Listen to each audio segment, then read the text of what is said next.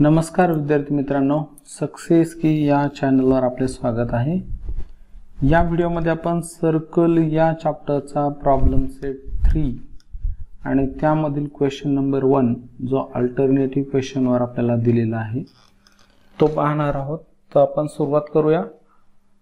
या ठिकाणी पहा, फर्स्ट क्वेश्चन आपल्याला दिला आहे 4 alternative answers for each of the following questions are given. Choose the correct alternative. प्रत्येक प्रश्नासाठी आपल्याला 4 अल्टरनेटिव्ह आन्सर दिलेले आहेत, त्यापैकी आपल्याला योग्य निवडायचं आहे। आणि त्यातील फर्स्ट क्वेश्चन जो दिला आहे आपल्याला, 2 circles of radii 5.5 cm and 3.3 cm respectively touch each other. What is the distance between their centers? तर या ठिकाणी दोन जे सर्कल आहेत, एकाची रेडियस 5.5 आणि दुसऱ्याची 3.3 ते एकमेकांना टच करताय असं सांगितलं, रेस्पेक्टिव्हली टच इच अदर। मग हे दोन प्रकारे इथं टचिंग करू शकतात। एक तर एक्सटर्नल टचिंग त्यांचं होऊ शकतं किंवा इंटरनली, अशा प्रकारे दोन पद्धतीमध्ये होऊ शकतं। तर what is the distance between their centres, त्यांच्या सेंटर मधलं डिस्टन्स काय हे आपल्याला काढायचं आहे। तर या ठिकाणी समजा या सर्कलचा सेंटर आहे आणि हा मोठ्या सर्कलचा सेंटर आपण घेतला, तर या सर्कलच्या सेंटरला जॉईन केलं म्हणजे हे त्यांच्या सेंटर मधलं डिस्टन्स आहे। तर आता या ठिकाणी ही स्मॉलरची रेडियस 3.3 आणि ही ग्रेटरची रेडियस 5.5, या दोन्हींची सम आपण केली आपल्याला त्यांच्या सेंटर मधलं डिस्टन्स जर त्यांनी एक्सटर्नली टचिंग केलं असेल तर मिळेल 3.3 आणि 5.5 यांचे ऍडिशन केल्यास 8.8 हे एक ऑप्शन आहे। आणि त्यानंतर जर आता ग्रेटर म्हणजे इंटरनली टचिंग जर झालं असेल तर ग्रेटर सर्कलच्या रेडियस मधून स्मॉलरची रेडियस, इथं समजा OP ही ग्रेटरची रेडियस आहे आणि PQ ही स्मॉलरची रेडियस आहे। तर ग्रेटरच्या रेडियस मधून म्हणजे 5.5 मधून 3.3 आपल्याला मायनस करावं लागेल, म्हणजे 2.2, म्हणजे ऑप्शन नंबर डी जे आहे ते बरोबर येईल या ठिकाणी। त्यानंतर दुसरा जो प्रश्न दिलाय, 2 circles intersect each other such that each circle passes through the center of other. If the distance between their centers is 12, what is the radius of each circle? So 2 circles intersect each other such that each circle passes through the center of each other. दोन circle एकमेकांना intersect करताय म्हणजे अशा प्रकारे छेदतात आणि छेदल्यानंतर ते काय करताय, एकमेकांच्या सेंटर मधून जात आहे। इथं या इकडच्या सर्कलचा सेंटर इथं आपण घेऊया P आणि इकडच्या सर्कलचा सेंटर इथं आपण घेऊया O। तर हे दोन्ही सर्कलचे सेंटर आहे आणि दोन्ही सर्कल एकमेकांच्या सेंटर मधून जातात। त्यांच्या सेंटर मधलं डिस्टन्स जे दिलं, distance between their centres is 12। तर मग what is the radius of each circle, प्रत्येक सर्कलची रेडियस काय आहे ते आपल्याला काढायचं आहे। तर यांच्या सेंटर मधलं जे डिस्टन्स आहे मित्रांनो, तेच त्यांच्या सेंटर मधलं distance between their centres is a radius of each circle, हीच 12 सेंटीमीटर डिस्टन्स हेच प्रत्येक सेंटीमीटरची रेडियस आहे। कारण या सर्कलचा सेंटर O आहे आणि तो P मधून म्हणजे इकडच्या सेंटरच्या सर्कल मधून जातो, म्हणजे OP ही दोन्हीची सामायिक रेडियस आहे आणि म्हणून इथं त्या दोन्ही सर्कलची जी रेडियस आहे 12 सेंटीमीटर, बी ऑप्शन इथं करेक्ट येईल। त्यानंतर तिसऱ्या प्रश्नात पहा, a circle touches all sides of a parallelogram so the parallelogram must be. तर या ठिकाणी हा आपण पॅरलेलोग्राम घेतलेला आहे आणि एक सर्कल आहे जे त्याच्या चारही साइडला टच करून जात आहे।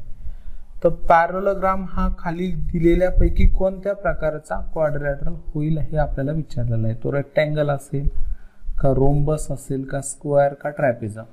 तर या ठिकाणी पहा मित्रांनो, इथं टॅन्जंट सेगमेंट थेरम नुसार या सेगमेंटची लेंथ या दोन सेगमेंटची लेंथ इथं इक्वल होणार आहे. या दोन इकडचे दोन इक्वल होतील, त्यानंतर हे दोन इक्वल होतील, हे दोन टॅन्जंट सेगमेंट इक्वल आणि हे दोन.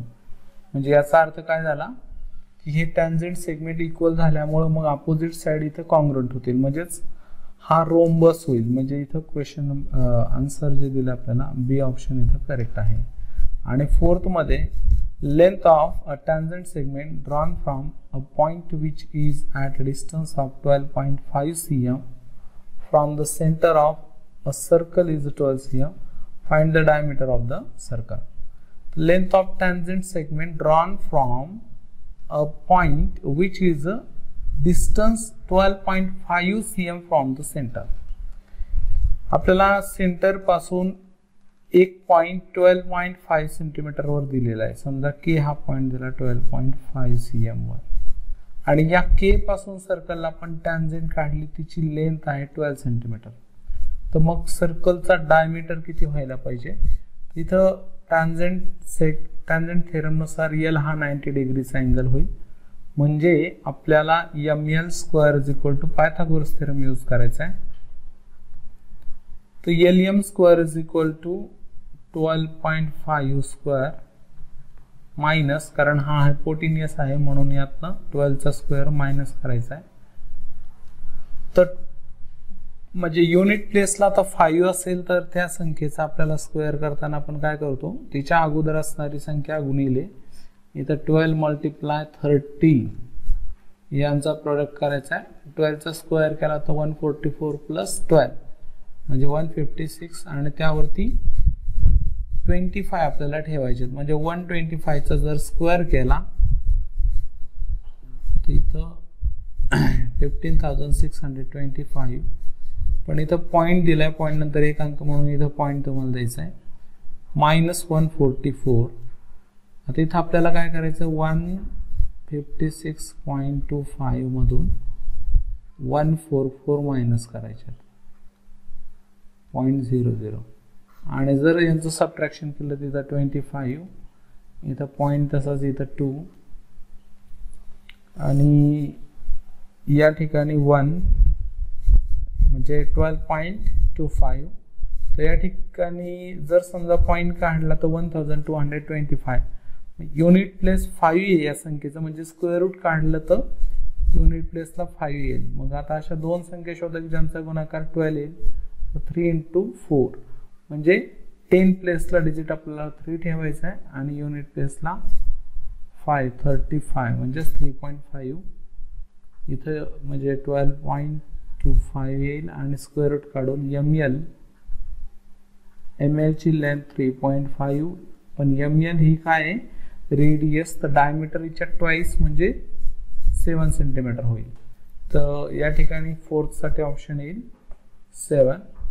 त्यानंतर क्वेश्चन नंबर 5 मध्ये पहा, 2 circles are touches externally, how many common tangent of them can be drawn. तर दोन सर्कल एकमेकांना टच करताय आणि एक्सटर्नल टच करताय असं सांगितलं, तर त्यांना आपण किती कॉमन टॅन्जंट काढू शकतो. तर या ठिकाणी पहा, कॉमन टॅन्जंट काढताना इथून जाणारी अशी एक कॉमन टॅन्जंट आपल्याला दोन्हींसाठी काढता येईल. त्यानंतर त्याच पद्धतीत खालून एक कॉमन टॅन्जंट आपण काढू शकतो. ह्या झाल्या 2, आणि एक या दोन्हींच्या कॉमन पॉइंट मधनं कॉमन टॅन्जंट आपल्याला काढता येईल. तर ह्या झाल्या 3, म्हणजे सी ऑप्शन इथं करेक्ट आहे. त्यानंतर क्वेश्चन नंबर 6 साठी, angle ACB is inscribed in arc ACB of circle with centre O. तर इथं C च्या ऐवजी O सेंटर करूया, आणि अँगल ADC च्या ऐवजी ACB करायचा आहे. तर ACB हा इन्स्क्राइब्ड अँगल आहे, त्याला ACB आर्कने इन्स्क्राइब्ड केलाय. If angle ACB is equal to 65 degree, हा 65 डिग्रीचा अँगल दिला, देन मेजर आर्क ACB आपल्याला फाइंड करायचा आहे. मेजर आर्क ACB चं मेजरमेंट किती असेल. तर इथे इन्स्क्राइब्ड अँगल थेरम नुसार आर्क AB चं measurement twice of the inscribed angle, म्हणजे 65 च्या ट्वाइस होईल. 2 × 65 65 multiply 2 is equal to 130 degree. हा आर्क ए बी झाला आणि सर्कलच्या 360 डिग्री मेजर मधनं 130 जर मायनस केलं तर आर्क ए सी बी आपल्याला मिळणार आहे आणि मग तो मिळेल 230, कारण 230 प्लस 130 मीन्स 360 होईल आणि म्हणून आर्क ए सी बी 230 डिग्रीचा आहे. त्यानंतर 7th मध्ये chords AB and CD of a circle intersect inside the circle at point E. अशा पद्धतीनं chord AB आणि CD E मध्ये इंटरसेक्ट करताय. AE is equal to 5.6. AE किती सांगितलं आपल्याला 5.6. EB 10. C 8 दिलेली आहे आणि यावरून आपल्याला D ची लेंथ काढायची आहे. तर theorem of internal division of chord नुसार आपल्याला एक इक्वेशन इथे मिळणार आहे. AE multiply EB equal to CE multiply D आणि यामध्ये आपण व्हॅल्यूज जर ठेवल्या, सबस्टिट्यूट केल्या, तर AE ची लेंथ इथं 5.6 आहे मल्टिप्लाय EB म्हणजे 10 आहे इक्वल टू CE म्हणजे 8 आहे आणि ED आपल्याला DE फाइंड करायची आहे. तर DE जशाला तसंच आपण ठेवूया. 10 न 5.6 ला मल्टिप्लाय केलं तर 56 इक्वल टू 8 मल्टिप्लाय D. तर D is equal to 56 divided by 8 equal to 7. तर D ची लेंथ इथं आपल्याला मिळेल 7. यानंतर क्वेश्चन नंबर 8 आणि 9. तर in a cyclic quadrilateral ABCD twice the measure of angle A is thrice the measure of angle C. Then find measure of angle C. तर A चं जे मेजर आहे सायकलिक क्वाड्रॅटल ABCD दिलाय म्हणजे त्याचे चारही व्हर्टेक्स हे सर्कलवर आहेत आणि twice the measure of angle A. A चं जे मेजर आहे, समजा ए चं मेजरमेंट आपण x घेऊ तर याची ट्वाइस म्हणजे 2x इथं घेऊ, याची ट्वाइस म्हणजे 2x equal to is the twice the measure of angle C. तो याचं जर मेजर जेवढा आहे त्याची ट्वाइस ही अँगल सी च्या मेजरच्या थाइस म्हणजे 50 एवढी आहे आणि मग यावरून आपल्याला find the measure of angle C. C अँगलचं मेजरमेंट काढायचं आहे. तर ए चं मेजरमेंट x घेतलं, मग त्याची ट्वाइस म्हणजे 2x ही सी च्या थाइस एवढी आहे. 2x इक्वल टू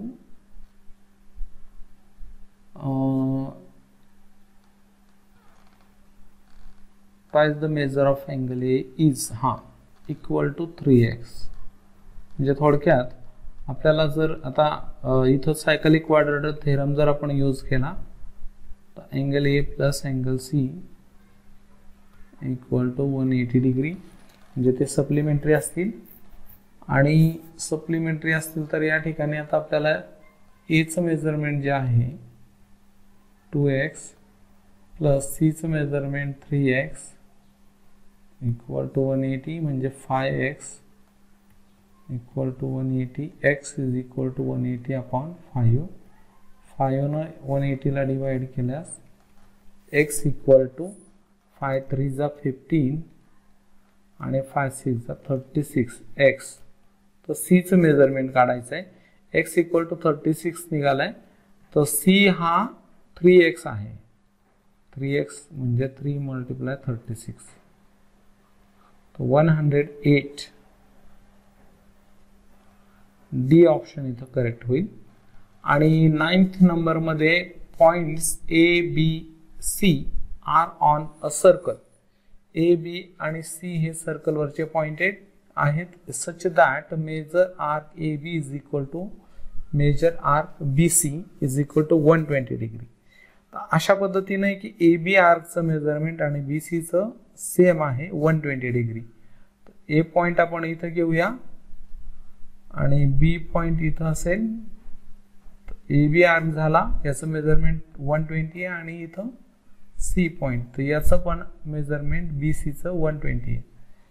मग सांगितलं except point B is common of the two arc. No point except point B is common to the arcs. तर या दोन आर्क मध्ये B सोडून कोणताही पॉइंट कॉमन नाही आहे, दोघांचं मेजरमेंट 120 आहे.